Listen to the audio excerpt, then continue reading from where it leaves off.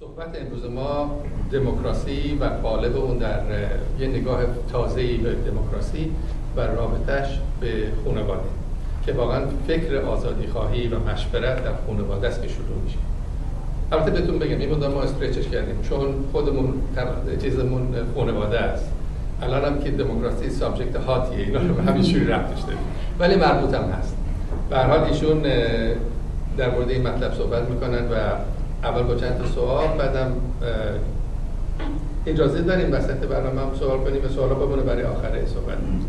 100% فقط من چون فکر کردم بحثم منسجم توی سعی کنم بیشتر از نیم ساعت نشه بلکه از حوصله جمع خارجه، فکر میکنم شاید بتونم صحبتم بکنم ولی اونجا که هم مختصر بکنم بعد میتونیم برگردیم بعدم با در سوال. شما مارکر آوردید؟ اگه نمی‌دونید بعد شما شروع کنید من میرم. عجله نیست. من حالا شاید از شما خواهش می‌کنم مارکر من زحمت بکشه. بیشتر شاید قبل از سوال جوابا مارکر داشته باشیم. خیلی در درجه خیلی تشکر من از بنیاد همزبان و خصوص خانم فرزانه ثابتان که همیشه محبت دارن به من و دعوت کردن و همینطور از آقای فدروس که محبت میکنن گردن این جلسه رو به عهده گرفتن که مطمئنم که کار سختی نبسته. دموکراسی موضوع خیلی بزرگیه و واقعا من که اصلا ادعا نمی‌کنم من جواب همین مسئله دارم. برای من بیشتر اهمیت این بحث اینه که طرح سوال بشه. در واقع من سعی میکنم بیشتر سوال ایجاد کنم تا الزاما ادعا کنم پاسخ میدم. ولی خب از اونجا که آقای فدروس گفتم شاید هم حل کردیم. به هر حال منم وظیفه داشتم که فقط مثل بقیه فیلسوفا که به هر حال یه بعضیشون این سابقه رو دارن که فقط طرح سوال میکنن و بیشتر آدمو گیج میکنن، اونجوری هم نباشه. خورده نظرات مشخص خودم هم بدم. به بعضی از این سوالام سعی کردم یه پاسخهایی بدم ولی واقعا قصد ما الزاما این نیستش که همه چیزو جواب بدیم. خودش ما رو شوخی میکنه مثلا مسئله حل شد رفت. بیشتر مهم اینه که ما راجع به این مسئله صحبت کنیم. از من خواستن که ربط علاقه خودم رو به این موضوع بگم. همینجور که گفتید من از کامپیوتر ساینس و رشته کاملا علمی رفتم فلسفه و البته تحصیلات من توی ریاضیات و کامپیوتر خیلی کمک کرد که در واقع نظم فکری بدم به افکارم، به صحبتم. حالا البته شما امروز قضاوت میکنید و چند تونستم این کار موفق باشم که صحبتم و افکارم منظم برای شما ارائه بدم. امیدوارم بتونم این کار بکنم. ولی مشخصا یه چیزی که تو فلسفه برای من خیلی جذاب بود و هست هنوز اینه که به من این شامت داد که سوالای خیلی پایه‌ای رو نترسم این سوالا رو طرح کنیم. مثلا چی؟ مثلا دموکراسی چیه؟ یعنی ما همیشه، من خودم همیشه جلسات دانشگاهی یا سخنرانی‌هایی که میریم بحث‌های سیاسی خیلی صحبت راجع به دموکراسی میشه. خیلی آدمای صاحب نظر واقعا مقالات می‌نویسن. همیشه یه فرضی داریم گویا هممون میدونیم دموکراسی چیه. یک. دوم اینکه همه داریم راجع به همون درک صحبت می‌کنیم. پس من در واقع اگر کاری جدیدی شاید تو این زمینه بکنم اینه که شامت بکنم یا مثلا مثل یه بچه که میپرسه که اصلا این دموکراسی که ما انقدر هممون راجعش صحبت میکنیم یا خواستشو داریم احتمالاً بیشترمون چیه؟ برگردیم به قول معروف پایه‌ها به تعریف‌های اساسی و درک‌های اولیه. پس قصد من این بودش که با این سوالی که دموکراسی چیه در واقع جلسه رو اینجوری شروع بکنم که از شما بپرسم که اصلا درک شما چیه راجع به دموکراسی، تعریف شما. نه در مثلا یک پاراگراف یا یک صفحه، ولی اگر ازتون بپرسن در چند کلمه یا یک جمله حد اکثر دموکراسی رو تعریف کنید، کدوم جنبه‌اش براتون برجسته میشه؟ چجوری اینو فرموله کنید؟ واقعا کار ساده‌ای نیست. برای خود من این که بیام همه اون نظراتم رو در 20 دقیقه یا نیم ساعت ماکسیمم اینجا ارائه بدم کار ساده‌ای نبود، ولی این کاری که من وظیفه دارم بکنم برای اینکه واقعا بتونم که تفکرم نظم بدم. حالا رو این فکر کنید. من با عزتون برای اینکه زیاد وقت نگیرم این سوال رو مطرح میکنم، میگذاریم ازش. در انتهای صحبتم اگه اجازه بدین اون وقت من واقعا با این شروع کنم، از همه بپرسیم که دموکراسی چیه و همون درکایی که رایج داریم هرچی به ذهنمون میرسه، نباید خیلی پیچیده باشه. اینا رو لیست کنیم و بعد که در طول بحث و مناظره همیشه این جلوی نظرمون باشه. اگه بپرسن آره دموکراسی چیه، اولین چیزی که به فکرمون میرسه چیه؟ حق انتخاب.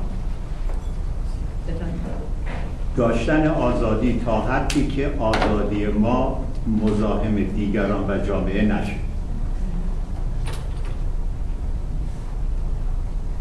داشتن آزادی.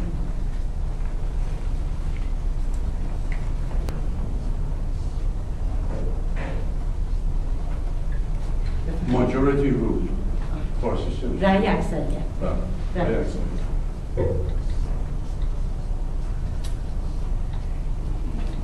آزادی بیان.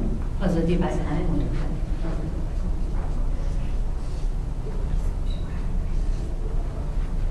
تعریف دیگه ای؟ تساوی زن و مرد. تساوی زن و مرد. وقتی شما اسم دموکراسی میاد این هاست که اولین چیز تساوی زن و مرد. زن و مرد. تساوی حقوق زن و مرد. خیلی مهمه که ما اینو مطرح کنیم. حقوقه. کسی صحبت از این نمی‌کنه زن و مرد برابرن. خیلی متشکرم. اون آزادی برای قوانین بازی سیاسی فرجا اگه فکر می‌کنم یه صحبت دیگه داشتیم اضافه بکنیم که جامعه سرش توافق بکنه. درسته؟ مثل یک قرارداد اجتماعی. درسته؟ با توافق جامعه یا میتونیم بنویسیم قرارداد اجتماعی، چون واقعا توی کلاسیک هم ازش اینجوری صحبت شده. سوشال کانترکت. بله، سوشال کانترکت روسو. آزادی قلم. آزادی قلم. آزادی بیان، آزادی قلم و فکر. دموکراسی اصلا شامل. بله، پیشنهاد دیگه. خب بسیار عالی. خیلی ممنون. همونجوری که حدس می‌زدم ما هم به قول آمریکایی‌ها با educated crowd ما روبریم و واقعا خیلی باعث افتخار منه که برای همچین جمع صحبت بکنم. امیدوارم چیز جدیدی یا حداقل داشته باشم که به این صحبت‌ها اضافه کنم. من اجازه بدیم با یه سری سوالای دیگه که دقیق‌تر می‌کنه سریع برم و بعد از اون می‌خوام یه مرور کوتاهی که اون سعی کنم خیلی خلاصش بکنم، به تاریخچه نظرات بکنم، نظرات کل این مسئله دموکراسی یه جوری مطرح بوده و بعدم بیشتر صحبتم فوکوس بدم رو مسئله تطبیق این تئوریا، چیزی که حداقل من خودم یاد گرفتم از مطالعه این فیلسوفای سیاسی، چجوری حالا فکر میکنم میشه تطبیقش داد به مسائل روز، مسائل امروز جامعه ایران و بیشتر بحثم سعی کنم رو متمرکز کنم. ولی خب خیلی خوشحال میشم اگر در اون مرحله اول که دارم خیلی تند فقط لیستوار میرم، اگر سوالی براتون مطرح بشه و توضیح بیشتری بخواید خیلی خوشحال میشم سوال بکنید و بیشتر توضیح. آیا دموکراسی یک ایدئال و اوتوپی دست نیافتنی است یا دستیابی به آن نتیجه یک پروسه از تجربیات عملی و تاریخی پیاده شدن یک سری ایدئال ها میباشد؟ ویژگی ها و مشخصه های پایه‌ای دموکراسی چیست و چگونه میتوان دموکراتیک بودن یا نبودن سیستمی را تشخیص داد؟ آیا فقط یک تعریف از دموکراسی وجود دارد و یا درک‌ها و تعریف‌های متفاوت وجود دارد؟ تعریف و درک شما از دموکراسی چیست؟ شما چگونه روابط اجتماعی، ساختار قدرت و سیستم سیاسی را دموکراتیک می‌دانید؟ انتظار شما از چنین سیستمی چیست و چگونه می‌توان به چنین روابط و سیستمی دست یافت؟ خانواده و ساختار درونی آن چه نقشی می‌توانند در رشد و توسعه طرز تفکر و اخلاق و رفتار دموکراتیک فرد و جامعه تاثیر داشته باشند؟ وجود چه عواملی در خانواده به پیاده شدن دموکراسی در جامعه کمک می‌کند؟ و آخرین سوالی که مطرح می‌کنم، آیا دموکراسی راه حل درستی برای مشکلات جامعه ایران است؟ آیا ایران آمادگی یک نظام دموکراتیک را دارد؟ من کلا فکر می‌کنم ما باید تعارف بذاریم کنار. اگه واقعا فکر نمی‌کنیم دموکراسی به درد ایران می‌خوره، بگیم از چی دفاع می‌کنیم؟ نظام سلطنت، نظام تئوکراسی، آیا سیستمی که الان هست تئوکراسیه یا دموکراسی یا دیکتاتوریه؟ به هر حال وقتی ما ذهنیتمون در مورد مسئله روشن باشه، بقیه من عملمون هم روشن خواهد. یه مرور کوتاهی بکنم به نظراتی که مطرح شده. میدونید فلسفه سیاسی در غرب، اینا راجع به غرب، من نظرات همه جا رو ادعا نمی‌کنم.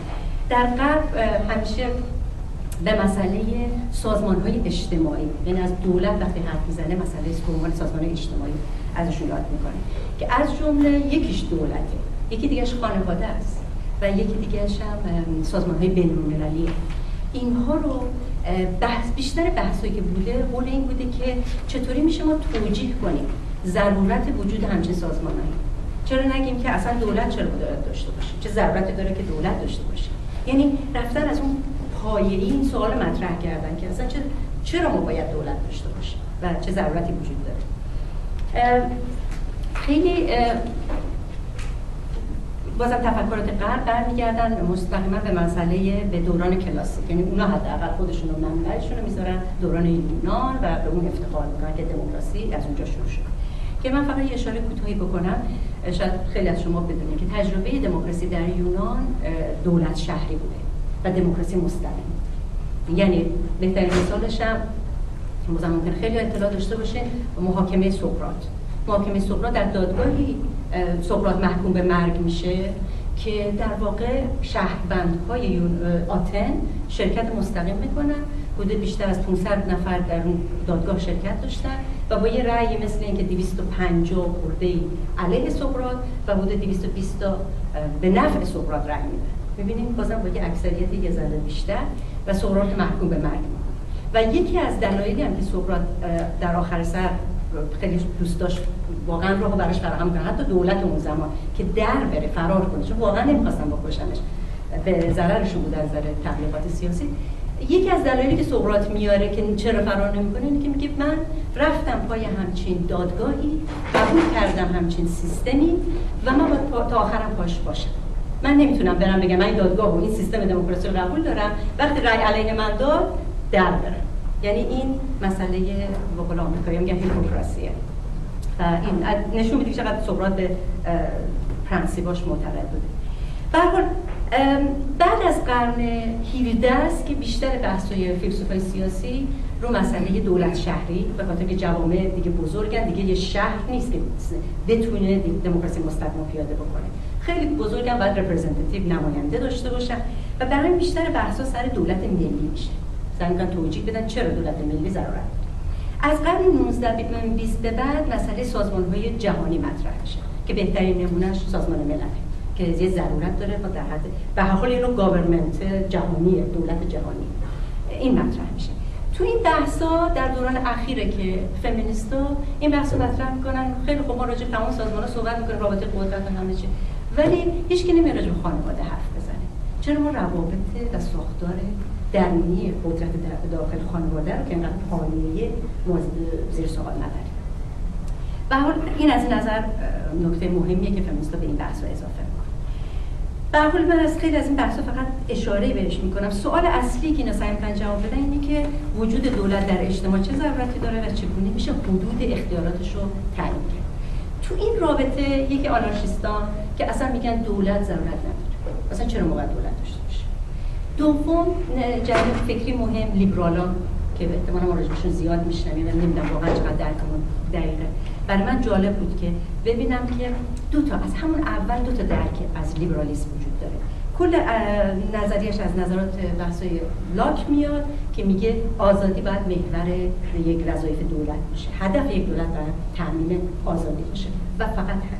ولی از این دو تا تعبیر وجود داره، یکی تعبیر دولت حداقل، یکی تعبیر دولت رفاه اجتماعی که از اون اول این تضاد بوده که اگه سوال داشت من با کمال میل وارد جزئیاتش میشم، ولی به طور کلی دولت حداقل اینه که میگه فقط وظیفه دولت اینه که تأمین امنیت بکنه، دیگه دولت وظیفه نداره خدمات اجتماعی ایجاد بکنه.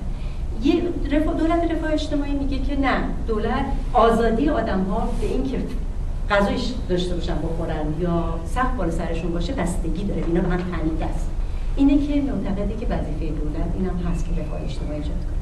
یه مثال خیلی خوبی که تو این زمینه برای من جالب شد بتونیم راجعش بیشتر حرف بزنیم، بحثایی که این روزا هست راجع به هلت کیر ریفورم.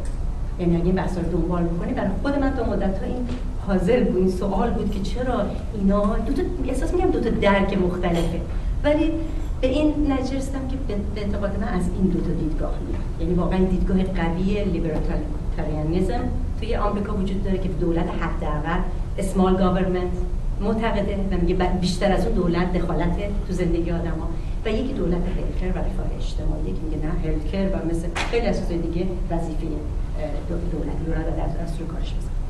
به هر حال اینا نظرات جنات مهم فکری تو لیبرالیسم جنات دیگه هم سر من وجود داره. یه چیزی که نقطه مشترک دارن این دو تا فردگراییه. به هر حال لیبرالیسم اول پایه رو میذاره حق فردی و حفظش و راجع به حق فردی صحبت میکنه. تو در نقد اینا یه تفکری وجود داره که جمع‌گراست و میگه چرا باید حق حقوق فردی باید محور کار باشه، حقوق کلکتیو یا گروهی هم مهمه به همون اندازه. وارد جزئیاتش نمیشم. نظریه دیگه‌ای که باز میاد میگه نه لیبرالیسم نه این جمع‌گرایی رو قبول دارن سوسیالیست‌ها. سوسیالیسم چرا برجستگیش چیه؟ اینی که میاد میگه که نه آزادی بلکه برابری باید محور کار باشه. یعنی هدف وظیفه دولت باید این باشه که برابری ایجاد کنه تو جامعه. فقط آزادی کافی نیست. اگه قرار باشه ما فقیر داشته باشیم و خیلی میلیون را داشته باشیم. اینه که سوسیالیست‌ها بحثشون رو تا اینجا گسترش میدن که حتی ابزار تولید هم باید عمومی بشه که چون ریشه نابرابری از اونجا. باز هم فمینیست‌ها اینجا در سالهای اخیر نکته‌ای رو اضافه میکنن. خب از اول نظر سیاسیشون اینه که برابری حقوقی زن و مرد، همونجوری که شما اشاره کردین، خیلی مهمه. میگن خب همه این بحثا درست، ولی همون حقوقی که داریم راجع به حقوق فردی که راجع به شهروندها صحبت میکنیم باید زنها مثل مرد حق رأی داشته باشن، حق برابر داشته باشن. این نظراتشون تقریبا این در حال داریم صحبت فیلسوف‌ها میکنه و نظریه پردازان تقریبا قبول شده. یعنی اکثر آدم‌ها رو راجع به ایران خیلی صحبت نکنیم، ولی در غرب پذیرفته شده که بله زن و مرد برابر، حقوق برابر. ولی یه نکته بازم فمینیست‌ها میگن بازم سر این همه انگار یه جوری میلنگه. اونم چیه؟ باز وقتی میرسه به خانواده، اینجاست که بحث دموکراسی مثلا به خانواده خوب ربط پیدا میکنه.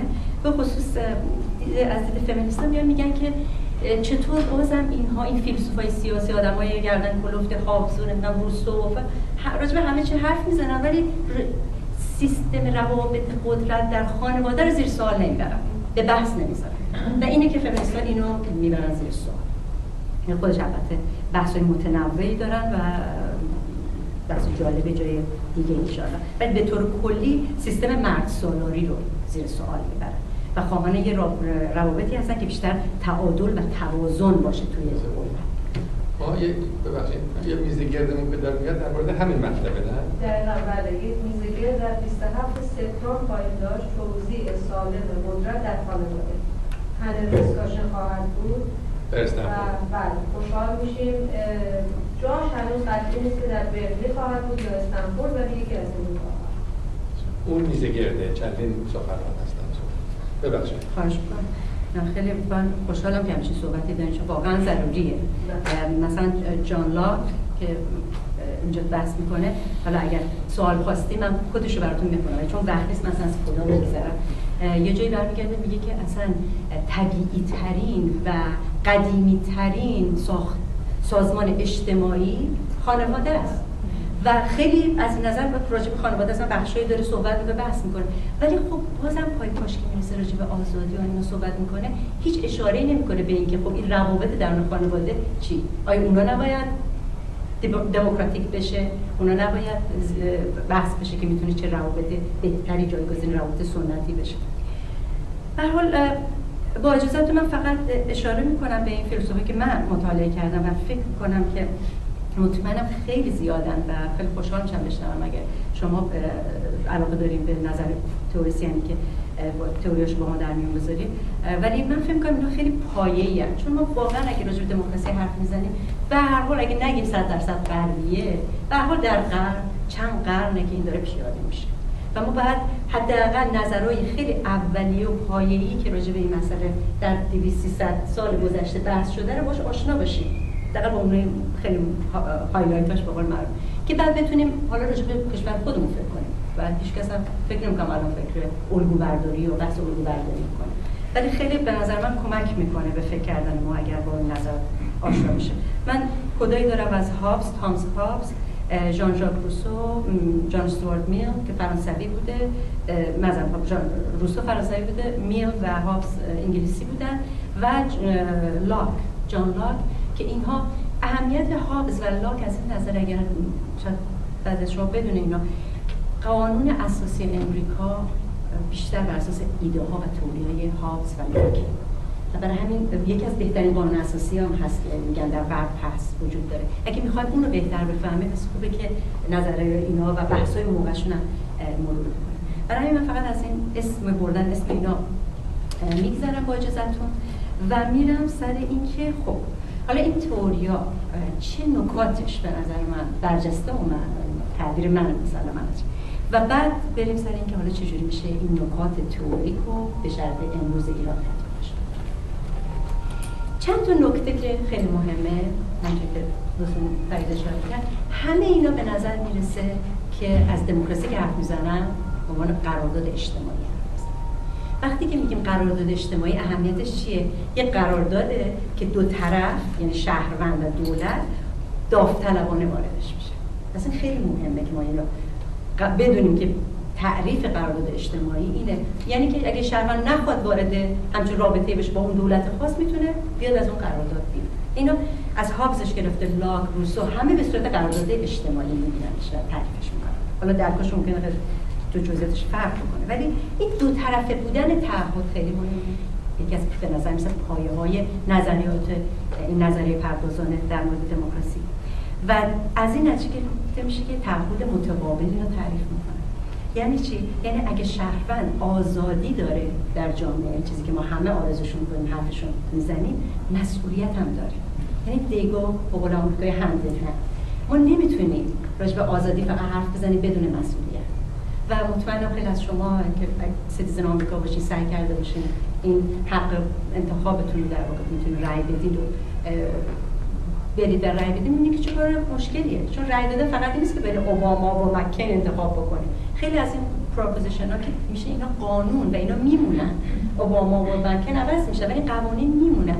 اون قوانین وقتی بخوایم رأی بدیم، واقعا من خودم بارها مثلا تا 3 صبح نشستم فقط سر در بیارم که این چی میگه، به کدوم، یعنی فهمیدنش واقعا به نفعم رأی بدن، به ضررم کار سختی. پس ما باید ادوکییت بکنیم خودمون، یعنی به عنوان شهروند ما یه وظیفه داریم که از این آزادی آگاهانه استفاده بکنیم. پس نقش آموزش پرورش هم مهم میشه. یه نکته دیگه که همونطور بهش اشاره کردم تو حرفای همه اینا مشترکه، اینه که دموکراسی وقتی حرف میزنن به یک نوعی به رسمیت میشناسن حقوق فردی رو و در واقع میخوان حفظ کنن حقوق فردی رو. اینا به نظر مثل پایه‌های مشترک صحبت همشون. از این به این بحثی میرسیم که من بیشتر خواهش تاکید بکنم. تو بحث‌های دموکراسی و همونجوری که شما میتونید مجسم کنید و تجربه‌اش هم کنید، همیشه مسئله اقلیت اکثریت مطرح میشه. به هر حال یه عده رو می‌خوایم جمع بکنیم، می‌خوایم یه کار مشترک کنیم، پس بالاخره یه عده میشه اقلیت، میشه یه عده میشه اکثریت. با این تضاد اقلیت اکثریت می‌خوام چجوری روبرو بشه، چجوری دل کنیم. این خودش بر خود من یه سوال مهمیه وقتی میرم یه نظریه پرداز سیاسی رو می‌خونم.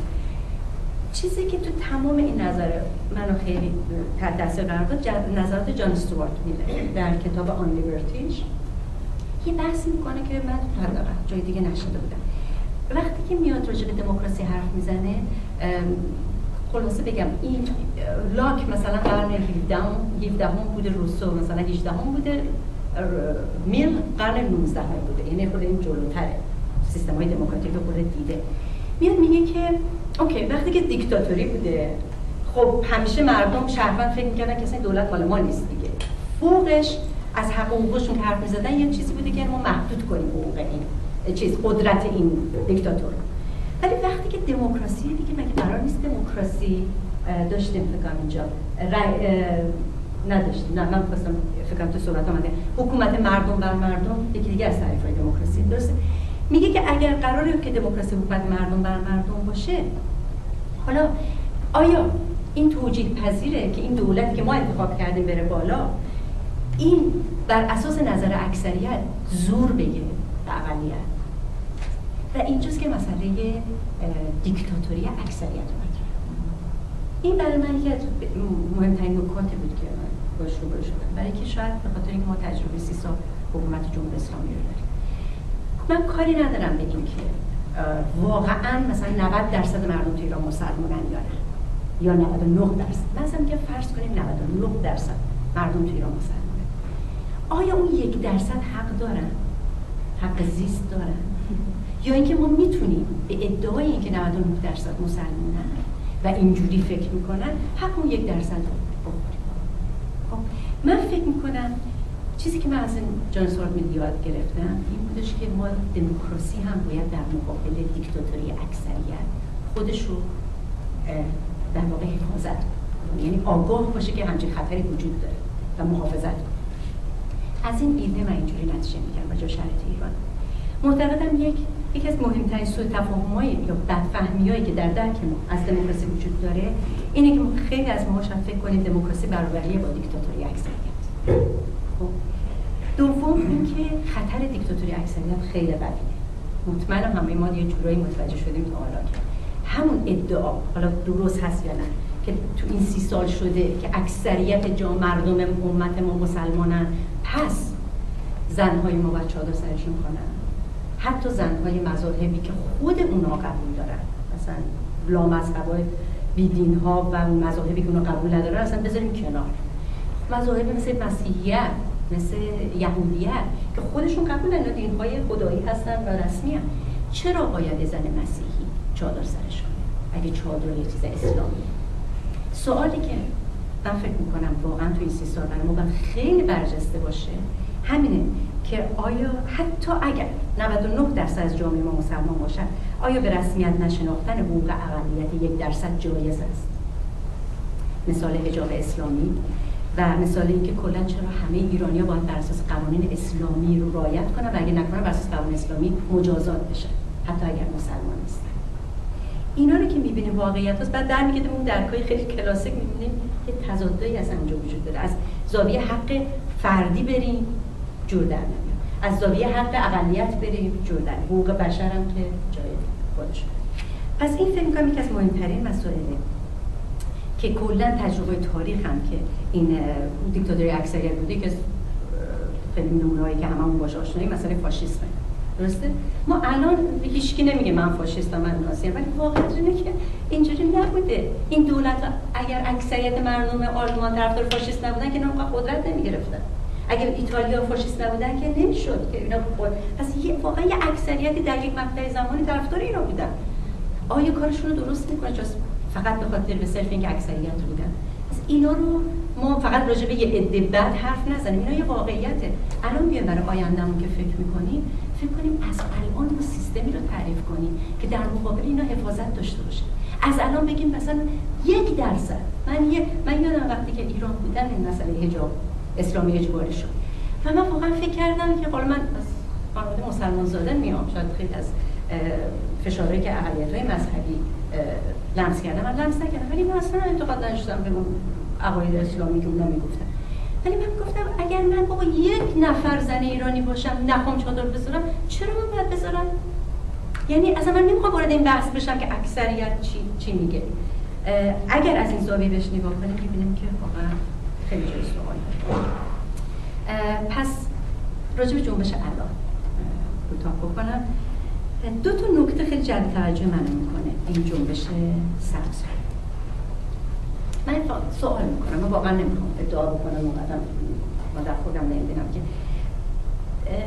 من یه خطری راجع به خطر حکومت اکثریت صحبت کردیم. یه خطر دیگه هم که میبینم خطر جانشین کردن یک نظام تک صدایی با نظام تک صدایی دیگر. اگه مطمئنم بیشتر ما اینجا یادمون میاد وحدت کلمه خمینی رو همه باید میرفتیم زیر یه پرچم. اگه ما کماکان همون طرز فکر رو نگه داریم واقعا از کجا معلوم که دوباره حکومت تک صدا نیاد رو کار.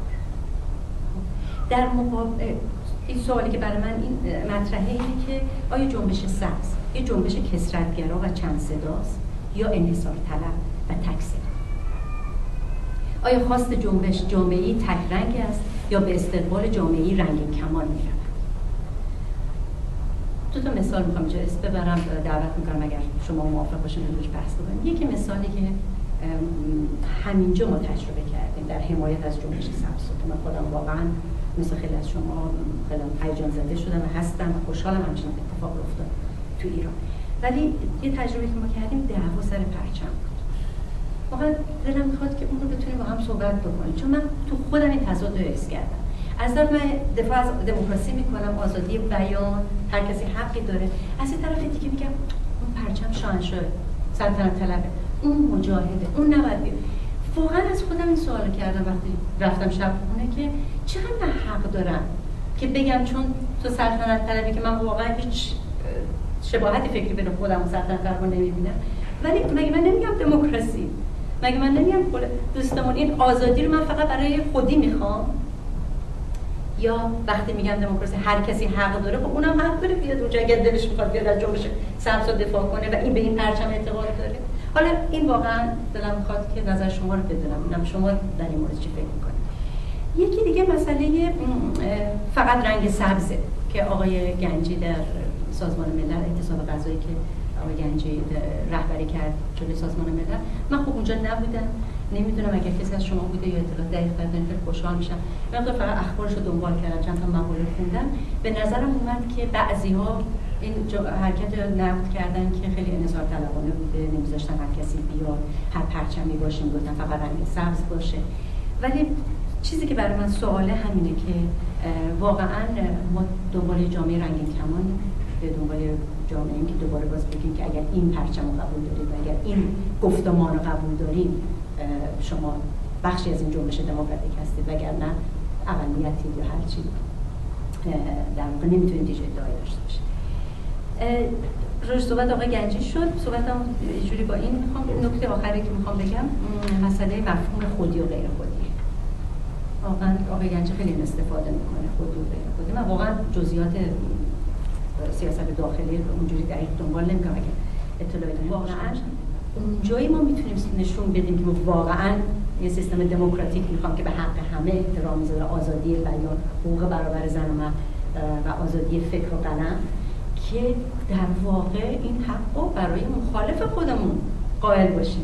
اینکه خیلی آسونه که ما اگه اینجا همه با هم عقیده باشیم بذاریم همه حرف بزنن.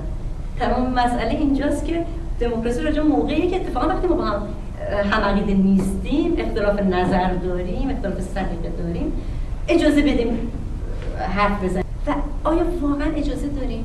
من نمیدونم واقعا آیا این تصوری که ما من دارم به حرف شما گوش میکنم، الان چند دقیقه با خودم بشستم سکوت میکنم در مورد چیزی که تجربه که در درونم هست. وقتی به خصوص پرچم رو زیر سوال قرار میدین، من فکر میکنم برمیگرده به اون آزادی برای داشتن آزادی بدون از بین بردن آزادی دیگران. درست میگین و جایی که میگیم آزادی با مسئولیت میاد. اگر من میخوام آزادی با مسئولیت داشته باشم و اگر با حکومتی که من نمیدونم میساندرستندینگ داشتم از صحبت‌های شما، نه وقتی گفتین دولت ایران، آلمان، ایتالیا، اگر اکثریت اینجوری نبودن این جنگ ها به وجود نمی‌آمد. اینها همه دولت‌هایی هستن که دولت‌های ظلمن، دارن با ظلم حکومت میکنن، نه اینکه اکثریت باشن.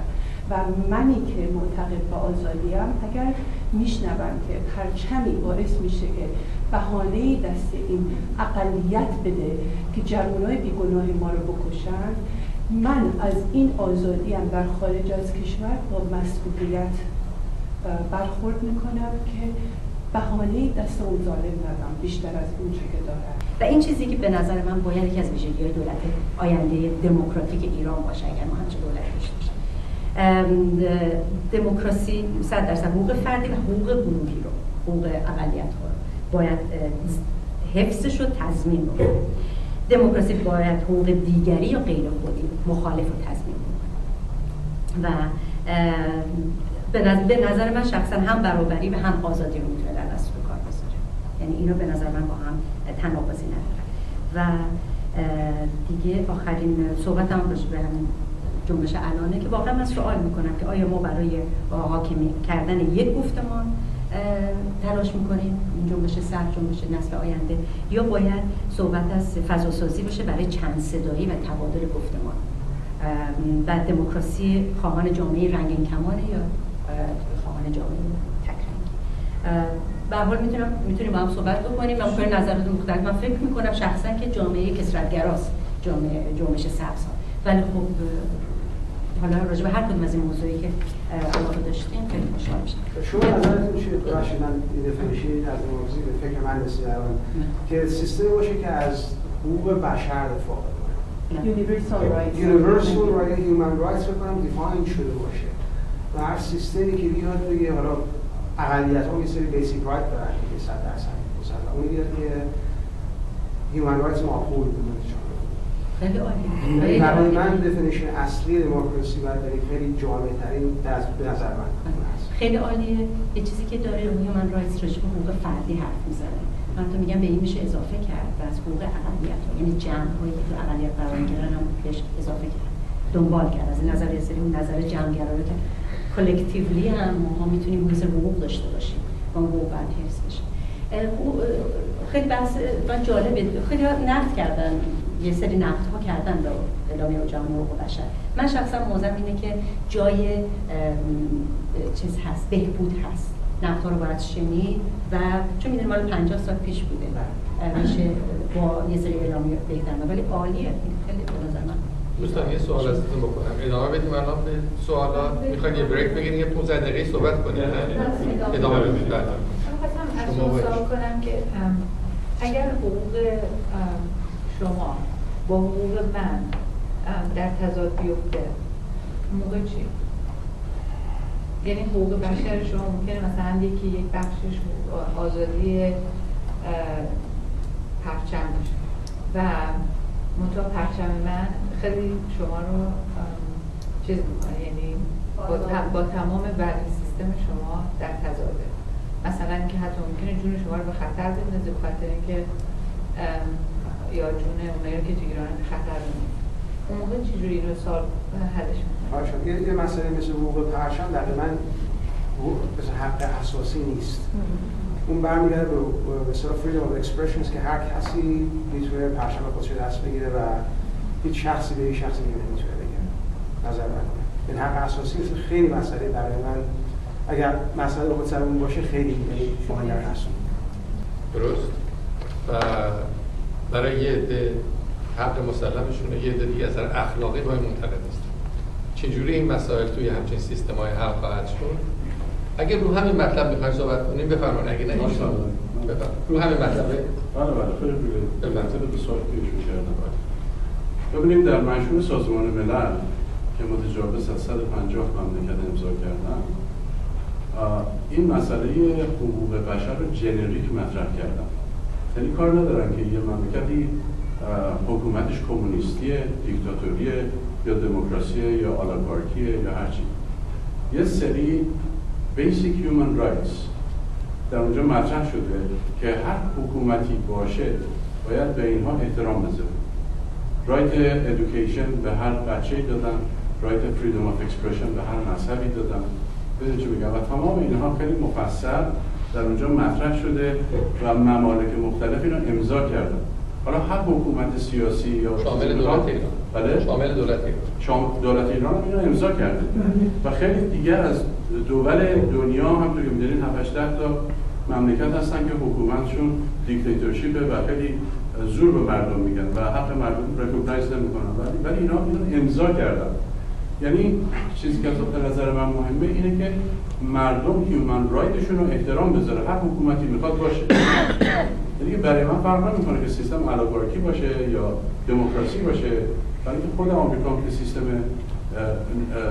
همه دنیا فکر میکنن دموکراسیه، تا قبل از انتخاب اوباما آلاگارکی بود. آلاگارکی دفینیشنش اینه که یه سری افراد پولدار بیان و در نتیجه انتخابات اثر بذارن. همونطور که میدونید کارتل‌های نفتی، کارتل‌های دراگ و غیره و غیره در انتخابات گذشته با دونیت کردن پول‌های خیلی زیاد این انتخابات رو مسیرش رو تغییر میدادن به اون دایرکشنی که خودشون میخوان. آقای اوباما آمد از اینترنت استفاده کرد و $5 $10 $20 دونیشن گرفتن، خودش رو جدا کرد از اینکه به خواست اونا رفتار بکنه. در هر صورت به نظر من این ایشو احترام به هیومن رایتس که آردی دیفاین شده. مرسی. شما قربون بفرمایید. خانم شارخی خودتون میدونن که مسئله که گفتن هر جملهش و هر کلمه‌اش بحث انگیزه و اگر بخوایم اینجا راجع به اونا صحبت کنیم به نظر میاد که خیلی پراکنده صحبت کنیم. اگر خودتون سلام می‌دونید یا با سلامتی به حاضرین یکی دو تا از این سوژه‌ها رو انتخاب کنید که روی اونا صحبت میشه، چون هر کسی اینجا حالا یک مسئله‌ای داره، یک ذهنیاتی داره، حرف شما یه جرقه‌ای تو ذهنش زده، حالا میخواد اون سوال رو مطرح کنه، مثلا هر کسی یه چیزی میگه که به هم نمیشه آخر سر گفتش رو استفاده کرد. اینو میخواستم خواهش کنم که اگر سلام می‌دونید وسط همین رو یکی دو تا شو بکشیم بیرون راجع به اون صحبت کنیم. اجازه بدید من این چیزی هم بگم که ربطی به بحث امروز نداره، ولی چون در جلسه پیش و امروز دو سه دفعه لغتی تکرار شد، من واقعا با خودم یه خورده کلنجار رفتم که اینو بگم یا نگم و بعد تصمیم گرفتم که بگم و اون لغت گفتمان